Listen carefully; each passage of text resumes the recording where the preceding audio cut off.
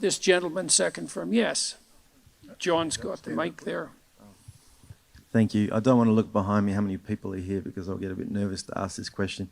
Also, this may not apply to many, so I expect your answer might be a bit short. I'm a vet and currently serving police officer in WA, and I've got PTSD, and I'm at the Marion Centre, which is a mental place, and they let me out today.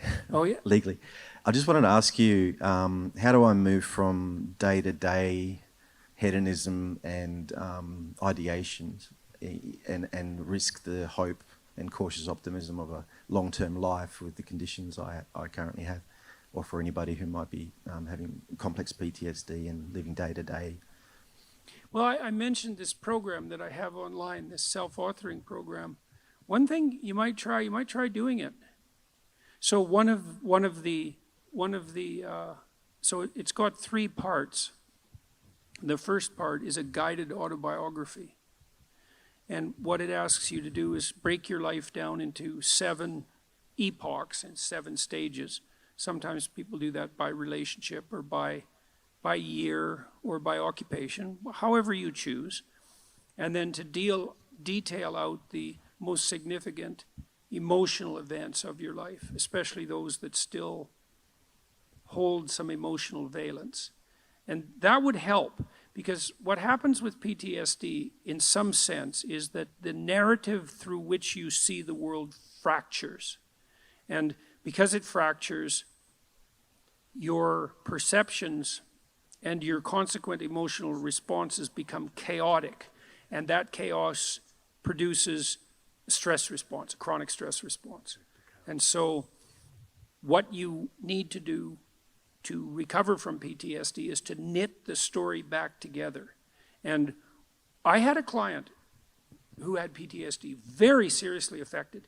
She was only 17, and she was so fractured that she was diagnosed with severe schizophrenia.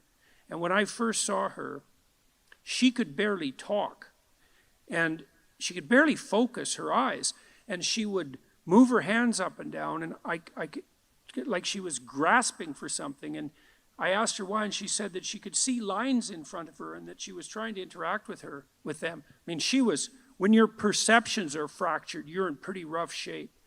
And it turned out that she had been terribly bullied by a boy whose amorous advances she had rejected, and he set out to make her life hell, and certainly succeeded. And I had her walk through this past authoring program in the course of therapy. And she could hardly write to begin with. And we went through her life right from the beginning. And as we went through it, she got more and more coherent. And by the time we had brought her up to date, including walking through this catastrophic bout of bullying and the school's absolute inability to do anything about it, she had glued herself back together.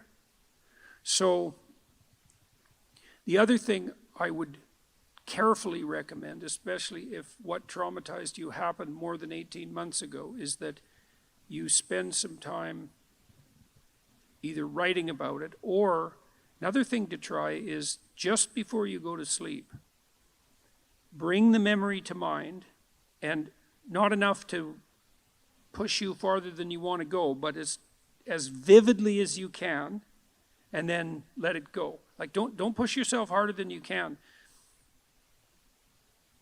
You'll see, you want to initiate a process of active engagement with the dragon that burned you, fundamentally. The psychophysiological pattern of active engagement is the opposite to the psychophysiological pattern of involuntary stress. And so if you can practice embodying that voluntary confrontation, then that stance can come to dominate. And that's the stance you want to dominate, because that moves you forward voluntarily into the world. And so, and that, in all probability, that will work. So I had this is a friend of mine. He had PTSD, and he had been brutalized in a Canadian residential school when he was a kid, and it was bloody rough, like Auschwitz level rough. It was really bad. You can't listen to his story without it like breaking down, it's bad. And he told me that he hadn't looked in a mirror for 40 years. He was unable to face himself, eh? And he also told me that when he dreamed, he was still 8 years old in his dreams, same age he was when the cataclysm occurred. And that he had started to become aware that he was stuck in his dream. He's kind of a visionary guy. He's an artist, this guy. And so I suggested that he spend a little bit of time in front of the mirror each night before he went to bed, just taking a glance at himself. Because he had not looked at himself for so long, he didn't even know how old he was. So what happened in his dreams, this was so cool, he started to age in his dreams. So instead of being stuck at 8, then he was 10, and then he was 12, and eventually, he did this for a number of months, eventually he got as old in his dreams as he was in real life. And what that meant, like imagine your dream image it's the representation of yourself in imagination. And if it's stuck 50 years in the past, then your self-concept is in some sense hasn't been updated for that period of time. Just that process of voluntary engagement, which was him being willing to look at himself in the mirror, despite his shame, his deep shame at what had happened to him, that was enough to pull him back together. So that should work. That should work, The other thing with PTSD, it's also very useful to develop something approximating a sophisticated philosophy of good and evil, because people generally have PTSD because they've been struck by something malevolent. And so it's not just tragedy, there's malevolence in it. Reading, there's a couple of books I'd recommend. One is called Ordinary Men. It's about a police battalion in Germany who was trained to do heinous things in World War II. It's a great book, Ordinary Men. It's a great book. And another one I would recommend is called The Rape of Nanking. And these are rough books, man. The woman who wrote The Rape of Nanking, she committed suicide. It's a rough book. But the utility of the books is that they universalize malevolence. So almost everybody who's traumatized has been either touched by their own malevolence or by witnessing it or being subject to it at the hands of someone else. And one of the consequences of that is that if you don't have an advanced philosophy of good and evil, you have no place to put the contact with malevolence. Part of the utility of the doctrine of original sin was the universalization of malevolence. So, you might say, and it's true, that there's a little bit of Hitler in all of us, and there's a little more than a little bit, you can be sure of that. And that's a pretty cataclysmic realization. And you might say, well, how can you bear that self-understanding or the revelation of that kind of malevolence in the world? And the answer is, in part, by understanding it as part of the eternal conditions of existence.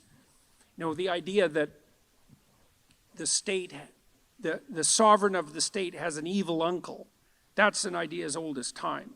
So for the Egyptians, that was Set. And the sun sets, by the way, because the spirit of Set is what devours the sun at night. And Set is the root word for Satan. And so even the ancient Egyptians knew that malevolence that it was worthwhile contemplating the existence of malevolence as an independent spirit.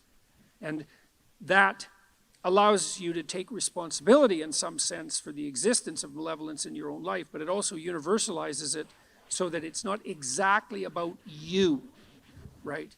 It's more a reflection of the structure of existence as such. And that can allow you to detach yourself from it a little bit, and that can be extremely useful too.